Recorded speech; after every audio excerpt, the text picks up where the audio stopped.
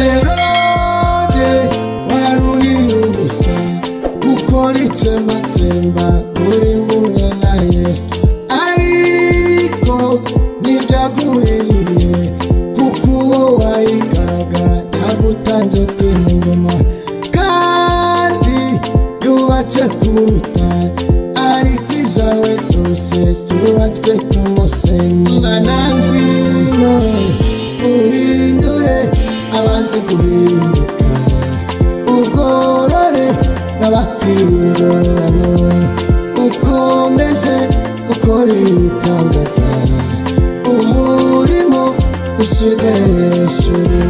Mwana ngwino uhindure abanze guhinduka, ugorore n'abakwingororano, ukomeze ukora ibitangaza, umurimo ushyire hejuru.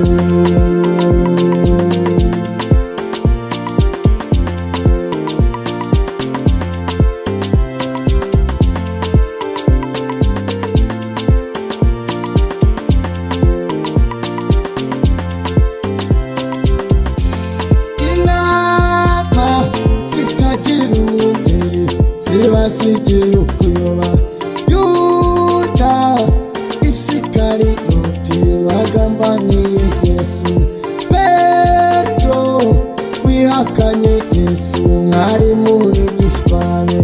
None jyewe ni gute nakwizera umwana w'umuntu? Mbese nawe ni gute wakwizera umwana w'umuntu? Mwana ngwino uhindure abanze guhinduka, ugorore n'abakwingororano, ukomeze ukora ibitangaza, umurimo ushyirwe hejuru.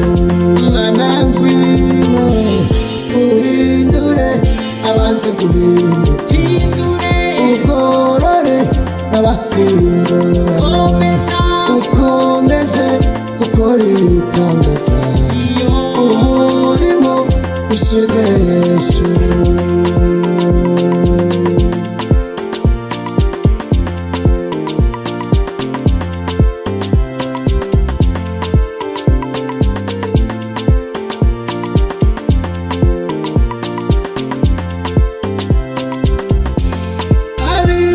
Abigishwa bose ba Yohana babajije Yesu bati, Yesu twe n'abafarisayo ko twiyiriza ubusa, nyamara twe n'abigishwa bawe ntimwiyiriza ubusa. Yesu yarabasubije ati, n'abasangwa bashobora kugira agahinda igihe umukwe wabo akiri muri bo. Mwana ngwino uhindure abanze guhinduka, ugorore n'abakwingororano, ukomeze ukora ibitangaza, umurimo ushyirwe hejuru. Mwana ngwino uhindure abanze guhinduka, ugorore n'abakwingororano, ukomeze ukora ibitangaza, umurimo ushyirwe hejuru.